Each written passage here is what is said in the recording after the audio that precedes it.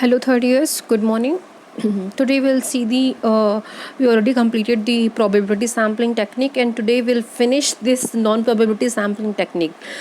First मैंने बताया था कि sampling के दो techniques होते हैं, probability and non-probability. Probability के 5 types हैं जो हमने clear कर लिए हैं. Next today we'll see non-probability sampling technique. Understand? Non-probability sampling technique में simple सी चीज़ है, it is against the probability sampling. ये प्रोबेबिलिटी से एकदम अलग है. प्रोबेबिलिटी में हमने सब सारे पॉपुलेशन को इक्वल चांस देते थे, बट नॉन प्रोबेबिलिटी में we are not giving equal chance to everyone. इसमें हम इक्वल चांस सबको नहीं देंगे. ठीक है, this is called the non probability sampling. See, it is a technique where in the sample are gathered in a process that does not give all individuals in the population equal chance to be select in the sample. सबको equal chance नहीं मिलता है select होने का, तो this is called the non probability sampling. In other words we can say in this type of sampling every subject does not have a chance to be selected in the normal sample of the research study. So these are the definition of the non probability sampling technique. See, अब ये तो हो गया कि उसमें ऐसा होता है, but non probability sampling technique का यूज़ कहाँ कहाँ पर होता है वो देखो. It is a technique where sample are gathered in a process that does not give equal. Seem, जितने भी इंडिविजुअल हैं सब लोग को इक्वल चांस जहाँ पर नहीं दे पा रहे हैं वहाँ पर हम इस टाइप के इस टाइप के टेक्निक्स यूज़ करते हैं. और इम्पॉर्टेंट चीज़ में एक और चीज़ है कि जहाँ पर हमें टाइम्स का बाउंडेशन है, टाइम्स का, मनी का और वर्क प्लेस का बाउंडेशन है, ऐसी ऐसी जगह पर हम इस टाइप के non probability sampling technique use करते हैं. For example, you people are third year students. Understand now, if you promoted in fourth year तो आपको एक you will get 6 month duration, 6 महीने का ड्यूरेशन आपको मिलेगा, जिसमें 6 महीने में आपको आपका रिसर्च फिनिश करना है. तो with in A time period, अब 6 महीने का ही लिमिटेड टाइम पीरियड मिला है आपको, और लिमिटेड मनी भी आपको आपके पेरेंट्स प्रोवाइड करेंगे, और लिमिटेड रिसोर्सेज हम प्रोवाइड करेंगे, वर्क प्लेस हम प्रोवाइड करेंगे आपको. ठीक है, तो ऑल दीज लिमिटेशंस हैं आपके सामने, तो आप इसमें प्रोबेबिलिटी सैम्पलिंग नहीं यूज़ कर पाओगे, आप केवल नॉन प्रोबेबिलिटी सैम्पलिंग ही यूज़ करोगे ऐसे सिचुएशन पे. तो this is called the, if there is a boundation, there is a limitation of money, time, work place and everything, that in this situation we use the non probability technique. ऐसे ऐसे जगह पर हम non probability sampling technique use करते हैं. तो this is the main features of the non probability sampling. ठीक है, नॉन प्रोबेबिलिटी सैम्पलिंग को यार मैं NPS भी कह दे रही हूँ ताकि थोड़ा सा ये लंबा हो रहा है तो आप लोग समझ जाना. NPS बोल दूँगी तो NPS means non probability sampling technique. Understand? So next we'll see the uses of uses are same. जहाँ पर हम it can be used, जैसे नॉन प्रोबेबिलिटी है, हमें जहाँ पर सिंपल रैंडम टाइप नहीं अप्लाई कर पा रहे हैं, जहाँ पर रिसर्चर अपने जजमेंट से, अपने इच्छा अनुसार, अपने कन्वीनियंस के हिसाब से उसको सिलेक्ट करना हो, उसको बजट, टाइम, वर्कफोर्स, ये सब को ध्यान में रखते हुए ऐसे जगह से लेना है, तो वो नॉन प्रोबेबिलिटी टेक्निक वो यूज़ करेगा. Understand? There are the following types of non probability sampling technique. First is purposive. See, this is also 5 types: purposive, convenient, consecutive, quota and snowball. These are the 5 types of the non-probability sampling technique. मैं आप लोग से सबसे पूछूंगी. See, first we'll see the purposive. As the name is telling, purposive means the researcher will select the sample according to his or her purpose. According to, see, this, इसका नाम judgemental भी, इसका और दूसरा नाम जजमेंटल भी है, authoritative भी है, लेकिन समटाइम्स अथॉरिटेटिव यूज़ नहीं होता, जनरली जजमेंटल और कन्वीनियंट सैम्पलिंग ही, पर्पसिव सैम्पलिंग ही बोला जाता है. ठीक है, तो पर्पसिव सैम्पलिंग वो होता है, in this type of sampling technique subjects are chosen to the part of the sample with a specific purpose in the mind. Researcher अपने पर्पस के हिसाब से ही चूज़ करता है. See this example.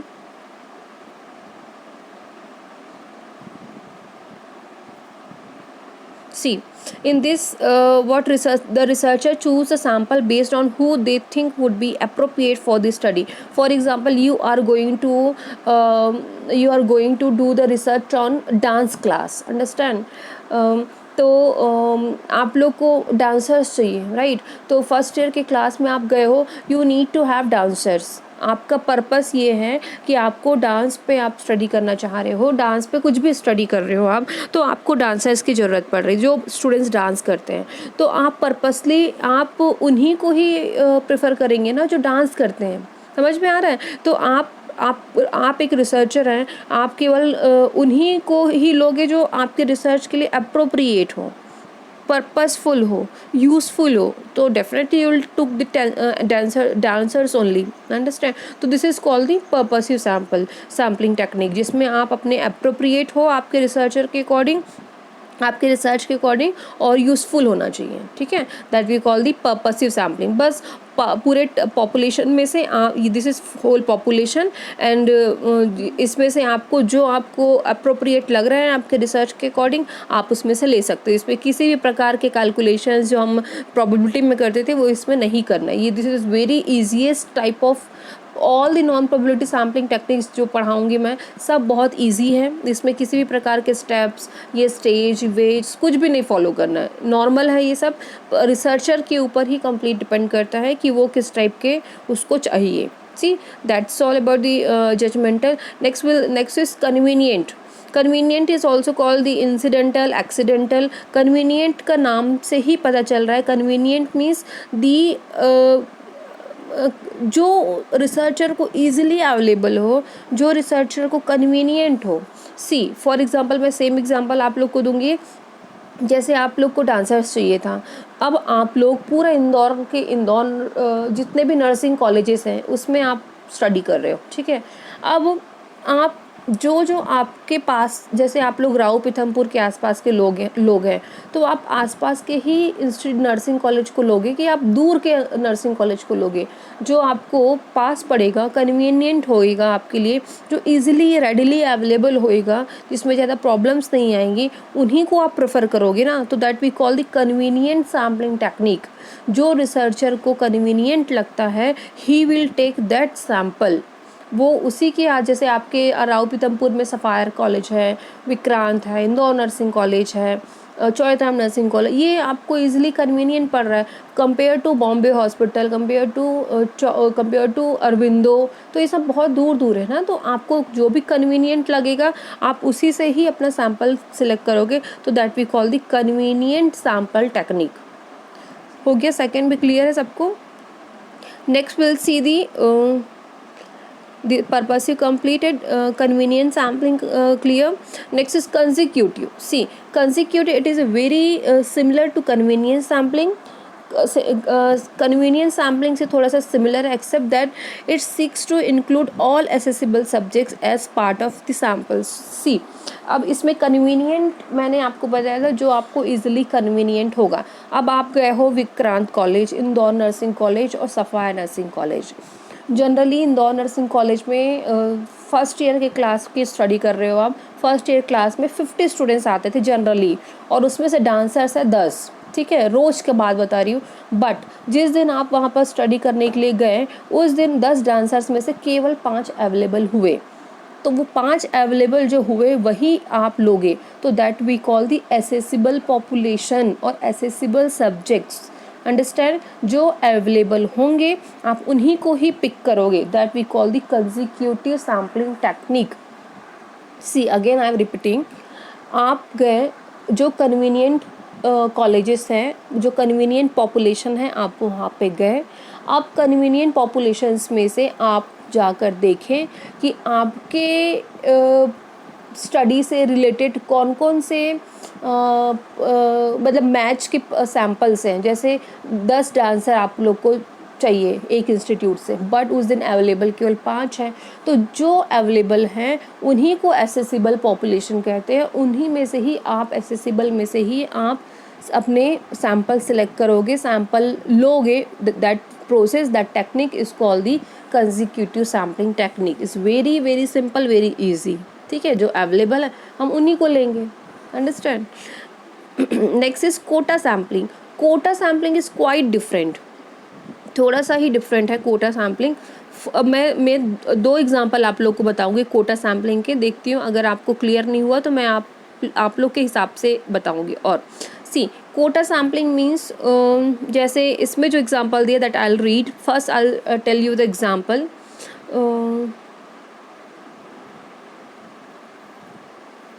See, for example, it is written over here. See, for example, if the basis of the quota,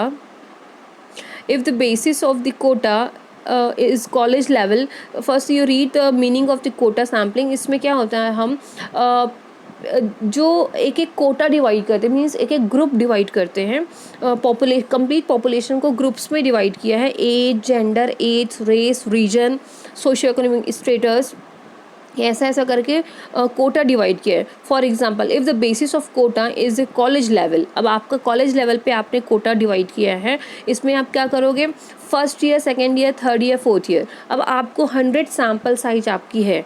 अब हर class में से आपके 4 ईयर तक के स्टूडेंट्स वहाँ पे बैठे हैं, चारों कोटा बन चुके हैं, और हर कोटा से आप 25 लोगे तब जाके आपके 100 सैम्पल्स होंगे। आपका पर्पस है 100 सैम्पल्स लेना। अब हर कोटा से आप 25 लोगे तब जाके आपके 100 सैम्पल्स होंगे। समझ में आ रहा है मैं क्या बोल रही हूँ?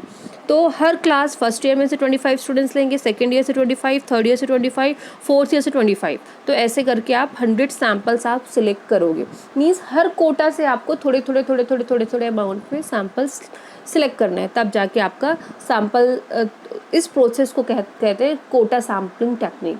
नाम से पता चल रहा है, from every quota you need to have some amount of sample, understand? This is called the quota sampling. Now snowball से आप ये समझिए कि रेफरल सिस्टम, अंडरस्टैंड? हम जैसे for example army retired person, Indore में कितने होंगे आप बता सकते हो? कोई आर्मी रिटायर्ड पेशेंट, और या फिर एड्स के पेशेंट, HIV एड्स के पेशेंट्स कितने होंगे? तो मतलब जो ऐसे इस टाइप के जो स्नोबॉल सैम्पलिंग टेक्निक हम ऐसी जगह पर यूज़ करते हैं जहाँ पे रेयर अवेलेबल होते हैं। जैसे मैं वही बताया ना, आर्मी रिटायर्ड पेशेंट पे आपको स्टडी करना है, मान लो, तो बहुत रेयर मिलते हैं ना आर्मी रिटायर्ड, आप कहाँ ढूंढने जाओगे आर्मी रिटायर्ड पेशेंट? तो ऐसी जगह आप स्नोबॉल सैम्पलिंग टेक्निक यूज़ करोगे, रेफरल सिस्टम यूज़ करोगे। आपको अगर एक भी रिटायर्ड पर्सन अगर मिलता है तो he will refer another retired army officer, and that other army retired officer will refer another. तो ऐसे कर करके एक चेन सिस्टम बनेगा, एक रेफरल सिस्टम बनेगा। तो this process is called the snowball sampling technique, understand? See for example, इसमें HIV एड्स पेशेंट जो कमर्शियल सेक्स वर्कर्स जो होते हैं, अब आप जानते हैं इंदौर में कितने कमर्शियल सेक्स वर्कर्स रहते हैं? तो हम नहीं जानते ना, जो रेयरली जो होती है चीज़ें, जैसे HIV एड्स के पेशेंट आपको केवल हॉस्पिटल्स में ही मिलेंगे। अब जो घर पे हैं, जो सफरिंग कर रहे हैं, या फिर जो पेशेंट फॉर एग्जांपल हेपेटाइटिस के पेशेंट हैं, वो भी रेयर होते हैं, इतने बल्क में नहीं होते। तो ऐसे रेयर अवेलेबल वाले जो पेशेंट या फिर पीपल्स जो होते हैं, वो चेन सिस्टम, एक रेफरल सिस्टम बनाते हैं, वहीं से ही आप अपना सैंपल सिलेक्ट करोगे। फॉर एग्जांपल अमित के फादर, मान लो अमित के दादाजी जो है वो रिटायर्ड आर्मी ऑफिसर है। अब मैं गई अमित के दादाजी के पास, because I am doing the diabetes के बारे में स्टडी कर रही हूँ, आर्मी ऑफिसर्स को क्या डायबिटीज़ के चांसेस होते हैं, अब मैं इस पे स्टडी कर रही हूँ। अब मैं दादाजी के पास गई, उनसे पूछी कि दादा आपको क्या इस पे क्या अनुभव है कि आर्मी ऑफिसर्स को डायबिटीज़ होती है? तो वो अपना जो भी एक्सपीरियंस हो ही विल शेयर। उसके बाद मैं दादा से पूछूंगी कि दादा मुझे और बताइए, कोई यहाँ पर और आर्मी रिटायर्ड पेशेंट है? तो अमित के दादाजी ही मुझे बताएंगे कि और कोई आपको यहाँ पर मिलेगा, वो मेरे चाचा के लड़का का वो भी आर्मी रिटायर्ड है, वो उसके पास जाओ। तो ऐसे ऐसे करके मेरे सैंपल सिलेक्ट होंगे। तो this is called the snowball referral chain system, understand? तो this is called the snowball system, snowball sampling technique. Next is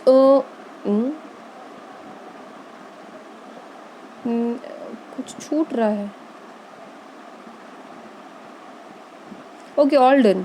Purposive sampling technique, convenience sampling technique done, consecutive done, quota sampling done, snowball done, ठीक है? All this has done. See, अब मैं एक बार revise करा रही हूँ। Purposive sampling technique पे researcher अपने पर्पस के अकॉर्डिंग सैंपल सिलेक्ट करता है। कन्वीनियंट सैम्पलिंग टेक्निक में रिसर्चर को जो अप्रोप्रिएट लगता है, जो पास में लगता है, जो इजीली अवेलेबल होता है, आसपास के जो जहाँ मनी और टाइम ज़्यादा वेस्ट ना हो, ऐसी जगह से सैंपल सेलेक्ट करता है, तो that we call the convenient. Consecutive का मतलब होता है कि जो convenient plus as easily available. अब कन्वीनियंट मीन्स जो आसपास में अवेलेबल है और उस दिन कितने अवेलेबल है जिस दिन आप सैंपल सिलेक्ट करने गए हो, एसेसिबल पॉपुलेशन, तो that we call the consecutive sampling. Quota sampling means different quota से आपको थोड़ा थोड़ा सैंपल लेना है, that we call the quota sampling. Snowball, I told snowball means referral system. ये पर्सन मुझे ये गाइड करेगा, अनदर ऐसा करके मुझे रिफरल चेन सिस्टम मिलेगा, वहाँ से मैं अपने सैंपल सेलेक्ट करूँगी, that we call the snowball sampling. So that's all about the non probability sampling technique. मुझे इंपॉर्टेंट आपको ये बताना था sampling error, these are the snowball sampling and all। और next is sampling error. So sampling error कहाँ कहाँ पर मिलता है? First will these are the sampling errors. First is size. अगर आपको अपना सैंपल का साइज लार्ज है और या फिर वेरी स्मॉल है, जैसे आपको इंदौर नर्सिंग कॉलेज में स्टडी करना है और आपका सैंपल साइज है 500। अब हमारे कॉलेज कैंपस में क्या 500 स्टूडेंट्स आते हैं? नहीं आते। तो साइज कहीं ना कहीं सैम्पलिंग एरर क्रिएट करता है, ठीक है। Next is subject variation. Sometimes observation में be change on different times. क्या होता है, जैसे आप बीपी लेने गए हैं एक पेशेंट का, ठीक है, आप उस पेशेंट का बीपी अभी आपने लिया और आप फिर 15 मिनट बाद फिर से उसी पेशेंट का बीपी लेंगे, थोड़ा सा वेरिएशन होता है, तो that is called the subject variation. Subject मतलब आपके सैंपल वही है, मान लो शिव कुमार नाम का आपका पेशेंट है, उसका आपने बीपी लिया, अब उसका बीपी आपने 10 मिनट बाद फिर लिया तो फिर चेंज आया, उसी पर्सन का ही चेंज आ रहा है, तो this is called the subject variation. ना ऑब्जर्वर वेरिएशन मीन्स अभी मान लो अभी मुकेश ने किया, उसके बाद हिना ने किया, उसके बाद अमिता ने किया, उसके बाद और किसका नाम बोलूँ उसके बाद और किसी ने किया, ठीक है।